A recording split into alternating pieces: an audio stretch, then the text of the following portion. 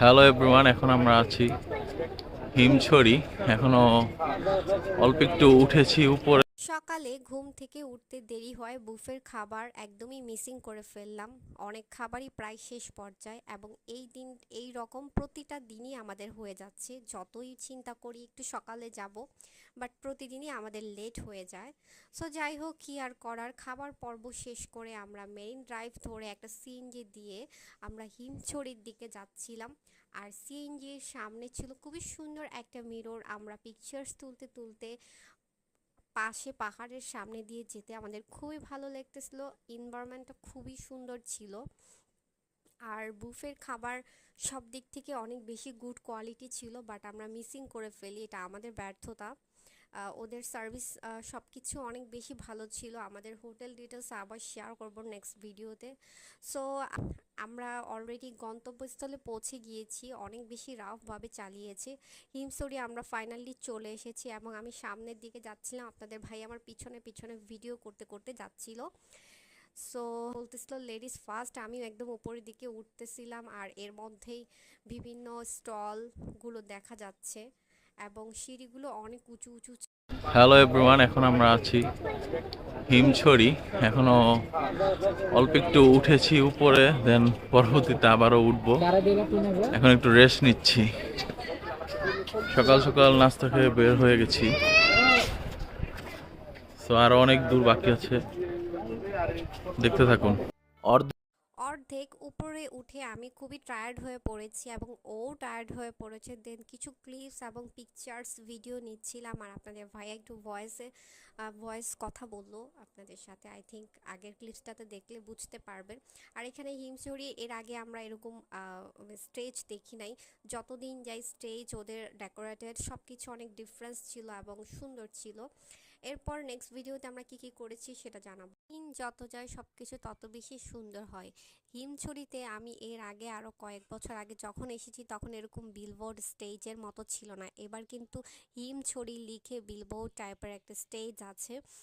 একটু একটু নতুন নতুন ভার্সন করেছে, বাট তারপরও আমার কাছে মনে হয় যে হিমছড়িতে উঠা একদমই বৃথা। বাট যতবারই বলি এরপরে গেলে আর উঠবো না, তারপরও উঠি, কি আর করার। সো যাই হোক, উঠতে উঠতে প্রচণ্ড টায়ার্ড হয়ে পড়লাম, আর তখনই আমরা ডাব নিয়ে ফেললাম। সো এই ডাবেরও অনেক বেশি প্রাইস ওরা ধরে। সো তারপরে যদি ডাবগুলো তুলনামূলকভাবে খেতে ভালো হয়, একটা ভালো লাগে, সো তেমন খেতেও ভালো ছিল না।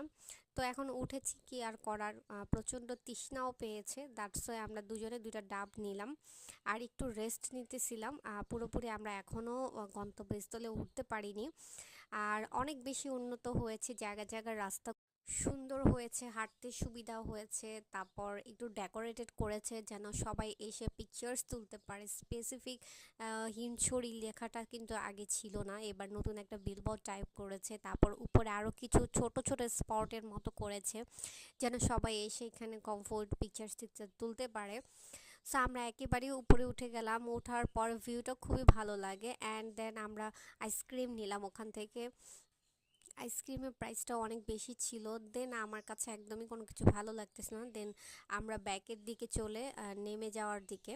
অলরেডি আমি নেমে গিয়েছি, নামতে খুব বেশি একটা সময় লাগে না। অ্যান্ড দেন আমরা হাঁটতে হাঁটতে একটা পাহাড়ের দিকে যাওয়ার পথে ওখানে আমরা স্টলগুলো ঘুরতেছিলাম। এই খাবারটা আপনাদের ভাইয়া খাইতেছিল।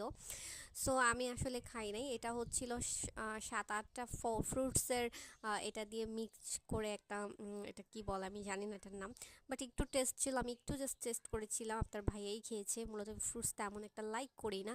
এখানে আমরা ঝর্ণার দিকে গিয়েছিলাম। সো ওখান থেকে ঝর্ণার ভিউ টিউ নিয়ে ঠিক তেমন একটা ওয়েট করতে পারিনি, কজ আমরা যে রিজার্ভ করে গাড়িটা নিয়ে এসেছিলাম উনি অলওয়েজ কল দিয়ে যাচ্ছিল।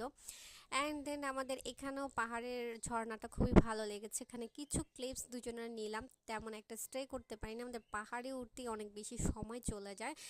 দেন আমরা স্টলগুলোতে ঘুরবো কি, এটা ছিল আমার কিছু শ্যুট। আমরা আসলে স্টলগুলো যাওয়ার পথে ঘুরতেছিলাম, কারণ উঠার পথে স্টলে আসলে এভাবে যাওয়া হয় নাই। তখন পাহাড়ে উঠবো বিধায় যে এই ঝর্ণাটা আসলে খুবই ভালো লেগেছে, যা বলার বাহিরে। সো এর আগে একটু ডার্ক পানি ছিল, এবার একটু খুবই ফ্রেশ পানি ছিল। এনভায়রনমেন্ট সব দিক থেকেই কক্সবাজার যতবারই যাই ততবারই ভালো লাগে, কেন জানি না। বাট এনভায়রনমেন্টই ডিফারেন্স প্যাটার্নের। তারপর আমরা আসলে ব্যাকের দিকে চলে আসি অ্যান্ড হচ্ছে বিভিন্ন বার্মিস মার্কেট ঘুরে ঘুরে দেখতে দেখতে টুকিটাকি কেনাকাটা করে অলরেডি আমরা বের হয়ে যাই ইরানি বিচের দিকে।